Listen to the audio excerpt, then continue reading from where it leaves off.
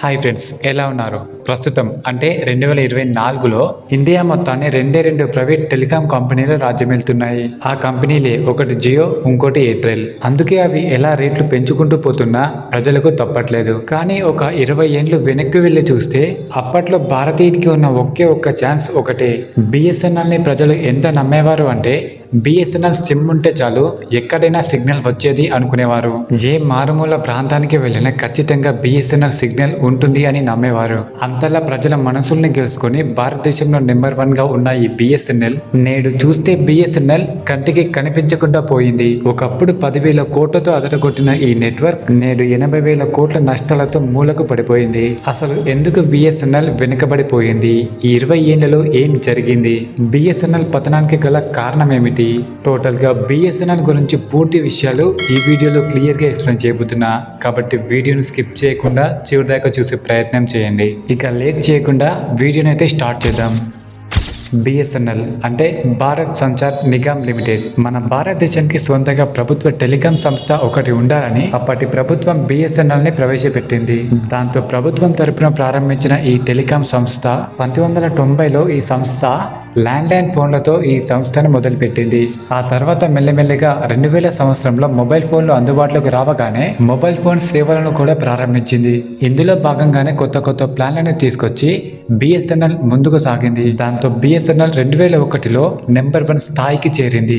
దాంతో 2004లో బిఎస్ఎన్ఎల్ 10,000 కోట్ల ఆదాయాన్ని సంపాదించింది. 2005లో బిఎస్ఎన్ఎల్ ఎయిర్టెల్ ను కూడా వెనక్కి నెట్టి నెంబర్ 1 స్థాయికి చేరింది. ఆ టైంలో బిఎస్ఎన్ఎల్ సిమ్ కోసం ప్రజలు గంటల తరబడి లైన్లో వేచి ఉండేవారు. 2001 నుంచి 2009 వరకు బిఎస్ఎన్ఎల్ కు మంచి లాభాలే వచ్చాయి. వరుస 10 ఏళ్లలో బిఎస్ఎన్ఎల్ 40,000 కోట్లను ప్రభుత్వానికి అందించింది. అది కూడా వీళ్ళు గ్రామీణ ప్రాంతాలకు రైతులకు అందించిన అన్ని సబ్సిడీ పథకాలు ఉన్నా ఇంత పెద్ద లాభాన్ని ఆర్జించింది. అంతేకాదు బిఎస్ఎన్ఎల్ ఒకప్పుడు 70% మార్కెట్ వాటాను కలిగి ఉన్న భారతీయ టెలికాం సంస్థకు ఒక వెన్నెముకగా పనిచేసింది. అయితే ఇంత లాభాల్లో ఉన్న కంపెనీ సడన్ గా ఎందుకు నష్టాల్లోకి పడిపోయింది? దీనికి గల కారణాలు ఏంటి? 2006లో దయానిధి మారన్ అనే వ్యక్తి భారత టెలికాం మినిస్టర్ గా ఉన్నాడు. ఆ టైంలో చెన్నైలోని అతని ఇంట్లో 3,000కు పైగా టెలిఫోన్ లైన్లు అతని ఇంట్లో ఉన్నాయి అనే వార్తలు వచ్చాయి. ఇవన్నీ కూడా ప్రపంచంలోని ఎక్కడికైనా డాటాను ట్రాన్స్ఫర్ చేసే హై కెపాసిటీ కేబుల్స్. వీటిని దయానిధి మారన్ తన తమ్ముడు కళానిధి మారన్ కు చెందిన సన్ టీవీ ప్రసారాలను పెంచేందుకు అనేక ఆరోపణలు వినిపించాయి. దాంతో సిబిఐ అతనిపై కేసు ఫైల్ చేసింది. దాంతో అతను తన మంత్రి పదవికి కూడా రాజీనామా చేశాడు. ఈ కనెక్షన్స్ నుంచి లక్షల కాల్స్ రావడం వల్ల 1,500 కోట్ల నష్టం వచ్చింది. ఈ స్కామ్ వల్ల బిఎస్ఎన్ఎల్ కి 3,600 కోట్ల నుంచి 1,500 కోట్లకు పడిపోయింది. ఇక 2007లో బిఎస్ఎన్ఎల్ వైమాక్స్ అనే టెక్నాలజీని ప్రారంభించాలనుకుంది. అసలు ఈ టెక్నాలజీ బెనిఫిట్స్ ఏమిటి అంటే ఒక్క యాంటెనాతో 15 కిలోమీటర్ల రేడియేషన్ ను కేవలం 140కి వైర్లెస్ ఇంటర్నెట్ ని అందించవచ్చు. ఒకవేళ 2007లో కనుక అదే జరిగితే అందరికన్నా ముందు బిఎస్ఎన్ఎల్ 3G సేవలను అందించేది. కానీ అప్పటి టెలికాం మంత్రి ఈ టెక్నాలజీకి అనుమతించలేదు. దాంతో 2009లో బిఎస్ఎన్ఎల్ వైమాక్స్ టెక్నాలజీకి టెండర్లు కూడా వేసింది. అయినా కూడా టెలికాం మంత్రి రాజా ఈ టెండర్స్ ని పూర్తిగా క్యాన్సిల్ చేశాడు. దాంతో 2009 నుంచి 2010 వరకు మిగిలిన టెలికాం సంస్థలు తమకు తాము అప్డేట్ చేసుకుంటూ పోతూ ముందుకు దూసుకెళ్తున్నాయి. కానీ బిఎస్ఎన్ఎల్ మాత్రం ఎటువంటి అప్గ్రేడ్ చేయకుండా వెనుకబడి పోవడంతో ప్రభుత్వం దానికి అనుమతించకపోవడంతో బిఎస్ఎన్ఎల్ మెల్లమెల్లగా వెనక్కి రావడం మొదలుపెట్టింది. ఎన్నిసార్లు బిఎస్ఎన్ఎల్ ప్రభుత్వానికి టెండర్స్ వేసినా వాటిని క్యాన్సల్ చేసుకుంటే వస్తుంది. ఎంతలా అంటే 2007 నుంచి దాదాపు 13 టెండర్స్ వేశాయి. కానీ వాటిని ప్రభుత్వం రిజైన్ చేసేసింది. దాంతో సెల్ ఫోన్లకు అలవాటు పడ్డ జనం ల్యాండ్ లైన్లను పూర్తిగా తగ్గించారు. దీంతో బిఎస్ఎన్ఎల్ కు ల్యాండ్ లైన్ నుంచి వచ్చే ఆదాయం క్రమంగా తగ్గింది. దాంతో బిఎస్ఎన్ఎల్ లో ఒకవైపు ఉద్యోగులు పెరిగి ఖర్చులు కూడా పెరిగిపోయాయి. కానీ టెక్నాలజీ పరంగా బిఎస్ఎన్ఎల్ 2010 నాటికి కూడా వెనుకబడే ఉంది. అప్పటి వరకు లాభాల్లో దూసుకెళ్లిన బిఎస్ఎన్ఎల్ కి 2009లో మొదటిసారిగా 1,800 కోట్ల నష్టం వచ్చింది. సరిగ్గా ఇదే టైంలో టెలికాం మంత్రి ఏ రాజు అనే వ్యక్తి పూర్తి స్కామ్ బయటపడింది. ఆ స్కామే 2G స్కామ్. ఈ స్కామ్ తర్వాత బిఎస్ఎన్ఎల్ యొక్క మార్కెట్ షేర్ 21.5% నుంచి 15%కి పడిపోయింది.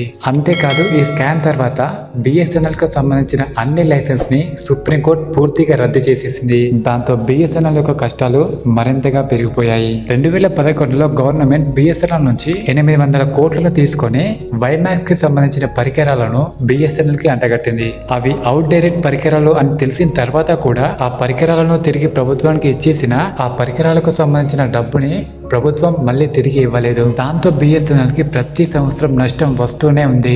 సరిగ్గా అదే సమయంలో జియో కంపెనీ బిఎస్ఎన్ఎల్ కి ఒక పెద్ద షాక్ ఇచ్చింది. ఒక బిఎస్ఎన్ఎల్ కంపెనీకే కాదు, మిగిలిన టెలికాం కంపెనీలకు కూడా ఈ జియో పెద్ద షాక్ ఇచ్చింది. అదేంటో మీకు అందరికీ తెలుసు.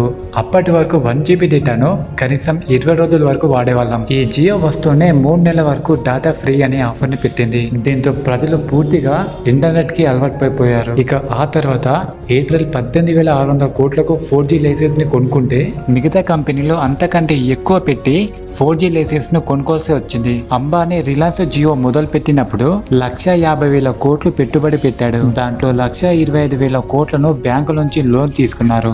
కేవలం 25,000 కోట్లను మాత్రమే ఆయన సొంతగా పెట్టుబడి పెట్టాడు. ఇలా 2016లో జియో సర్వీస్ ని లాంచ్ చేశారు. లాంచ్ చేయగానే ఫ్రీ కాల్స్, ఫ్రీ ఇంటర్నెట్ అని ప్రకటించింది. దాంతో ఆ తర్వాత టెలికాం కంపెనీ షేర్లు అన్ని పడిపోయాయి. ఆ ఒక్క రోజే టెలికాం కంపెనీలకి 16,000 కోట్ల నష్టం వచ్చింది. అంటే అర్థం చేసుకుంటే జియో ఎంత మాస్టర్ ప్లాన్ వేసి మార్కెట్ లోకి అడుగుపెట్టింది. ఈ జియో కంపెనీ రాకముందు బిఎస్ఎన్ఎల్ కి మార్కెట్ లో 17% షేర్ ఉండేది.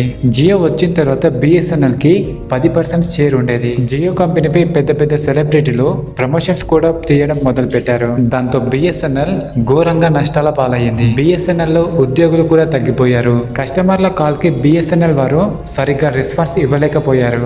దాంతో బిఎస్ఎన్ఎల్ కస్టమర్స్ జియోకి మారారు. ఏది ఏమైనా బిఎస్ఎన్ఎల్ కి ప్రభుత్వం 4G నెట్వర్క్ సరైన సమయంలో ఇచ్చినట్టయితే ఇప్పుడు నెంబర్ 1 స్థాయికి బిఎస్ఎన్ఎల్ ఉండేది.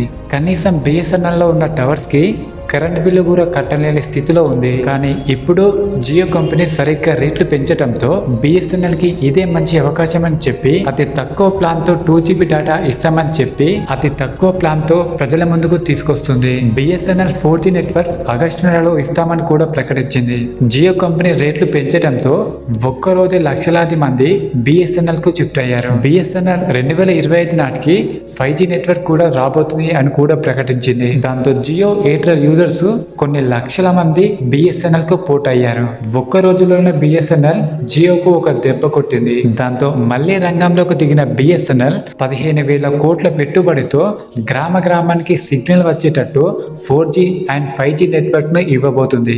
ఒకవేళ బిఎస్ఎన్ఎల్ అతి తక్కువ ప్లాన్ తో 5G నెట్వర్క్ కనుక తొందరగా తీసుకువస్తే జియో అండ్ ఎయిర్టెల్ పడిపోయే అవకాశం కూడా ఉంది. అండ్ ఫైనల్ గా బిఎస్ఎన్ఎల్ కొన్ని కోట్ల నష్టాన్ని అనుభవించి మళ్ళీ మన ముందుకు రాబోతుంది. ఇప్పుడు బిఎస్ఎన్ఎల్ కి లాభం వస్తుందా, నష్టం వస్తుందా అనేది మనకు క్లియర్ గా తెలుస్తుంది. అండ్ ఫైనల్ గా చెప్పేది ఏంటంటే ఈ వీడియో ఇంతే.